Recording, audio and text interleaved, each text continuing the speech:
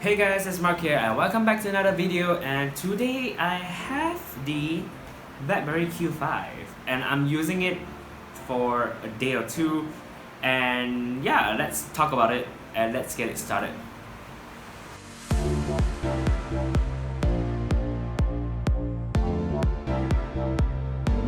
First things first, I love how this is a very compact phone, and also because the unit that I got has a faulty power button.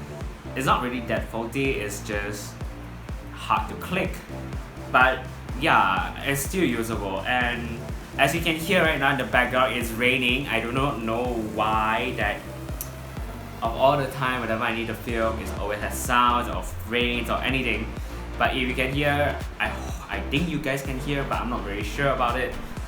It is raining very heavily, and yeah, and I've been using it for quite a number of days. I actually miss this kind of design, like how it looks and how everything is, and also the gesture control is actually pretty much similar like an iPhone, and also like app switching.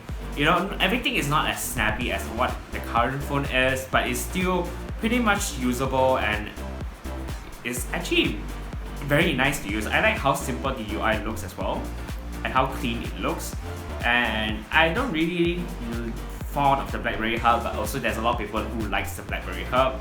But other than that, yeah, it's actually pretty nice to use and play. But you do have some limitation like apps and also camera if you don't use the camera. But yeah, like apps, you can install Google Play Store in it, but you can't install the latest Play Store, so even like a certain apps is not really updated. And not to mention, Maps is a bit slow in process. Like I even tried to download Google Maps or Waze, the map just loads very slow and it can't be used. And again, it's a phone released in, I don't remember, wait, I'm just gonna pop it somewhere here. And I really cannot judge that. And also it's actually still very usable as a backup phone, like a temporary phone for you guys to use. And you still can install WhatsApp and Spotify, even though Spotify does look kind of weird from here, but yeah, it's still usable. And you can't do Instagram. I'm not sure about Twitter, but I can try installing Twitter. And Facebook, not so much. You can't even have YouTube app as well, so you need to use the browser as YouTube. And also, this is just the perfect phone for not a secondary phone, like a backup phone whenever you send your phone for warranty or when you send your phone for a replacement that you need for wait for several days to use. This is just nice. But GPS wise, I'm not sure whether my unit has a GPS problem. I wouldn't suggest that much. And I really like the design again. It's just very nostalgic, and how it brings me back to the days where BlackBerry was dominating.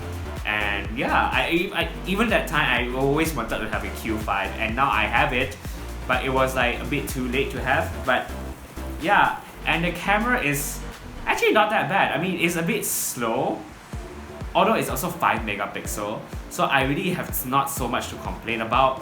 And taking pictures during the day is actually quite surprising well. It does surprisingly good as well. And turning on the HDR mode, yeah, it's actually very surprising. I really like the overall design, and I also miss the keyboard. It does take some time for me to get used to the keyboard, but yeah, I actually really miss having this kind of phone. I really wish BlackBerry does more of this phone, and they do like Key 1, Key 2. I need probably a flagship from them.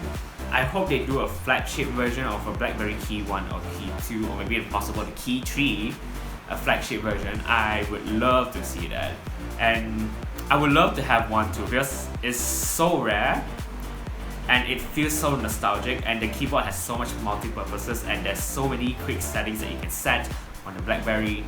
It's just really fun to use. This is like me time traveling back to the days where I don't have a BlackBerry, and I always wanted, and I always keep seeing people having a BlackBerry. I was like, damn, I want that phone. But you know what? I do have it right now, and I'm actually really enjoying it as well. Even though it's not performing as what I expected or anything else, but you know, this kind of thing I really can't expect so much. But it's really a fun phone to have. Like, I like buying all this kind of stuff because it brings me back, and also it shows how far it has smartphone comes. So this is something that I really love. And if you do have trouble with BlackBerry World, just drop me a comment down below. I'll try to guide you guys how to fix the BlackBerry World.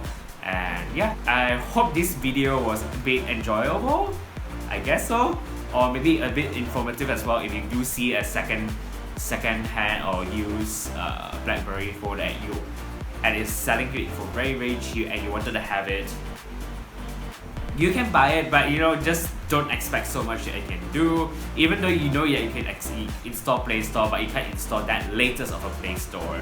So that's also another limitation that we have to consider as well. And yeah, I really do enjoy stuff like this. And also how the notification center, the home screen everything is just very, like the iPhone 10 was released, the gesture, everything is just so familiar. And I don't have trouble swiping here and swiping there at all. And it also comes with NFC. So it's actually pretty decent. And not to mention, the charging speed and the battery life, don't expect so much. It's an old phone, don't expect so much. Like even entry level, it has fast charging. So don't expect so much about battery life and battery charging speed, all this kind of thing. It doesn't really matter back then. Okay, yeah, that's it guys. Hope you guys enjoyed the video. This video is a bit, how do I say, different.